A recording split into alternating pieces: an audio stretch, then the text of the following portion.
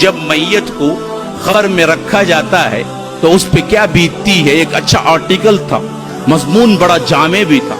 وہ کہتا ہے کہ ہم نے جب سائنسی لحاظ سے تحقیق کی تو یہ جسم جو ہوتا ہے نا, اندر جو جاتا ہے, تو اس میں سب سے پہلے تغیر جہاں ہوتا ہے وہ ناخنوں میں ہوتا ہے.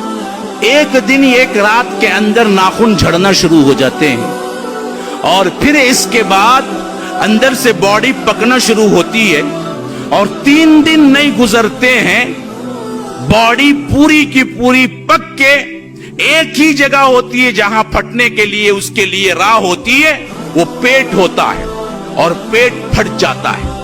3 دن بھی نہیں ہوتے گزرتے, پیٹ اس کا پھٹ جاتا ہے, اور پیٹ پھٹتا ہے تو جو غلاظت اور جو بدبو وہاں سے نکلتی ہے نا, اتنی تیز اور زہریلی ہوتی ہے اس بدبو سے کہ اطراف کے جتنے حشرات الارض ہیں, جتنے کیڑے مکوڑے اور زہریلے ہیں, وہ تمام کے تمام اس بدبو کو سونگتے ہی پہچان لیتے ہیں کہ آج نئی دعوت ہے, نیا بکرا آیا ہوا ہے, کھانا ہے ہمیں.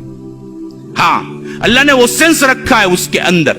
جب پیٹ پھٹتا ہے نا, وہ پیٹ پھٹنے سے جو زہریلی گیس نکلتی ہے اور وہ غلاظت نکلتی ہے, تو وہ تیز دار جو بدبو ہوتی ہے, وہ بدبو زمین کے اندر پھیلتی ہے قبر میں.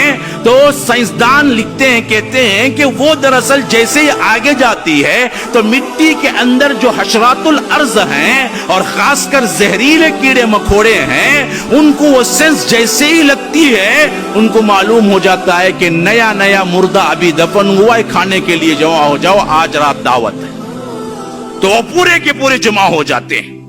پھر اس کے بعد وہ ایسے کھاتے ہیں انسان کے جسم کو, ہڈیاں باقی رہ جاتی ہیں, اور یہ ہڈیاں بھی پھر چند دن کے بعد چٹکنے لگتی ہیں, الگ الگ جوڑ الگ ہونے لگتے ہیں. ایک ایک ہڈی ایک جوڑ الگ کر دیتی ہے, اور کچھ عرصہ نہیں گزرتا اس کا کوئی نام و نشان نہیں رہتا ہے. یہ حالت ہو کر رہنے والی ہے ہر کسی کی. تمہارے جسم کو تم نے آرائش و زیبائش کے لیے اللہ سے ناراضگی اختیار کر لی, حرام کاری اختیار کر لی. ہاں, جو روز روز اللہ کے رسول کی سنت کو گٹر کے نالیوں میں بہاتے ہوئے نہیں ڈرتے, شیونگ اٹھتے ہی شیونگ کرتا بدبخت. اللہ کے رسول کو یہ چہرہ دیکھنا تک پسند نہیں تھا.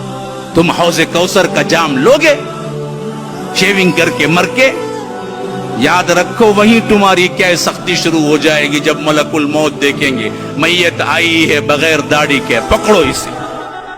نشانی تو لے کے نہیں آیا. ایک ہی تو عمل, ایک ایسا عمل ہے نا جی جو نامہ اعمال میں نہیں تمہارے ساتھ آتا ہے. باقیہ سارے عمل تو نامہ اعمال میں آتے ہیں. ایک عمل وہ ہے جو تمہارے ساتھ آتا ہے, وہ ہے داڑھی. داڑھی لے کے جاؤ گے تو کم از کم کیا ہے, ملائکہ جیسے دیکھیں گے پہچان لیں گے کہ یہ دراصل رسول کا امتی آیا ہے. لیکن ہم نے تو اس کا بھی لحاظ نہیں رکھا. تو یاد رکھیے, پھر یہاں سے جب سوالات کا سلسلہ شروع ہوا تو یاد رکھو جس کا سوال ہو گیا